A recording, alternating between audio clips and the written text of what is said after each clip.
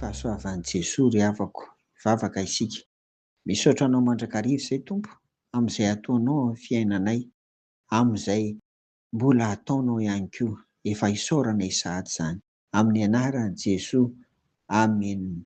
Ry havana, hoy ny Tompo amintsika anio ary, ndeha vakiana amin'ny anaran'i Jesoa, fa ao amin'ny tenany no itoeran'ny fahafenoan'ny fomban'Andriamanitra rehetra, ary ianareo dia tanteraka ao aminy, sady izy no lohan'ny fanapahana sy ny fahefana rehetra. Amen. Kolosiana toko 2 ry havako, ny 5 sy ny 10 no misy an'izany andinin-tsoatra masina izany.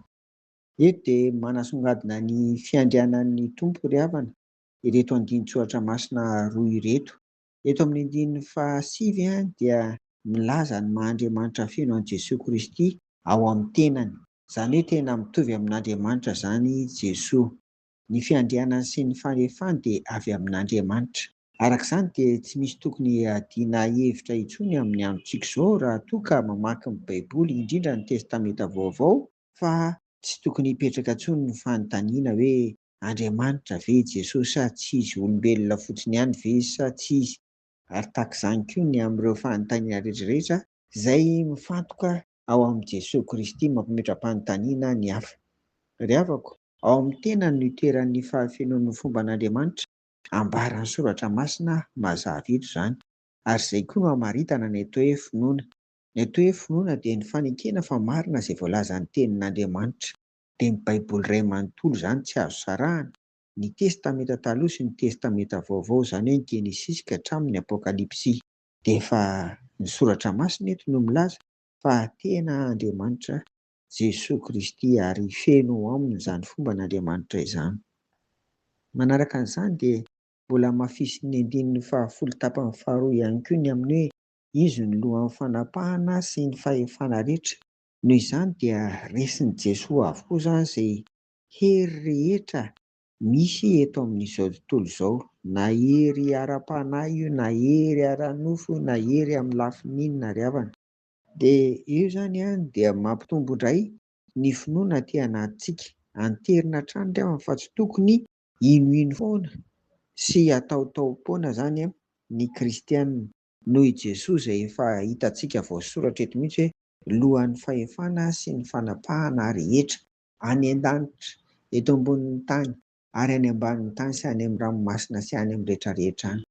Eto amin'ity 10 tapany voalohany ity koa dia ahitantsika fa mahazo tombony lehibe ny mpino satria feno ny fahasoavan'i Jesoa eo amin'ny fiainan'ny mpino iray manontolo. Indrindra moa izany fa ny lafiny ara-panahy, ary izany no ivelomantsika isan'andro. Izany hoe manana ny zavatra rehetintsika ao amin'ny Jesoa Kristy. Izy no manome antsika ny zavatra ilaina amin'ny fiainana andavanandro. Noho izany dia tsy tokony hitodika havia havanana isika. Ny zava-dehibe amin'izay ilay ambara eo tsy tokony hitodika havia havanana izay dia izao: manana asa ve isika dia ataovy tsara ny asa.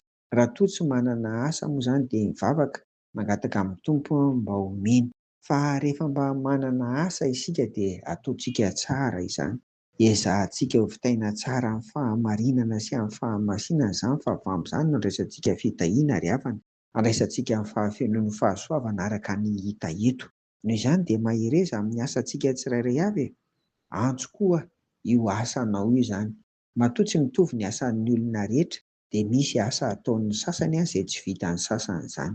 Dia matoa ianao no nomen'ny Tompo asa, dia io no ezahantsika fa feno manana ny zavatra rehetra isika ao amin'i Jesoa Kristy, araka ny ambaran'ny soratra masina izay hitantsika eto izany.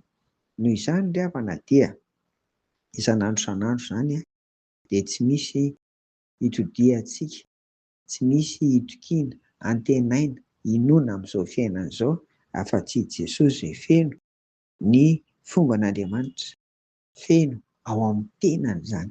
Ary ten'Andriamanitra izy manana ny fiandrianana, manana ny fanapahana feno.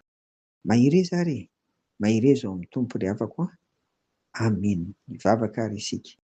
Andriamanitra aza velona hitodika havia havanana intsony izahay, fa hifantoka tanteraka ao amin'i Jesoa Kristy, ka tsy ho voafandrika na ho voafitaka izao fiainana izao.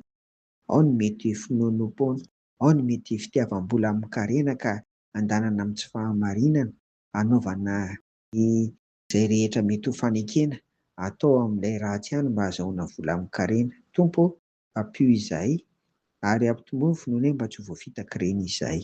Dia amin'izao fiainana izao, ho hainay tokoa ny velona Tompo, eo ambanin'ny fahafenoan'ny fahasoavanao. Fa manana izay, manana anao Jesoay Kristy.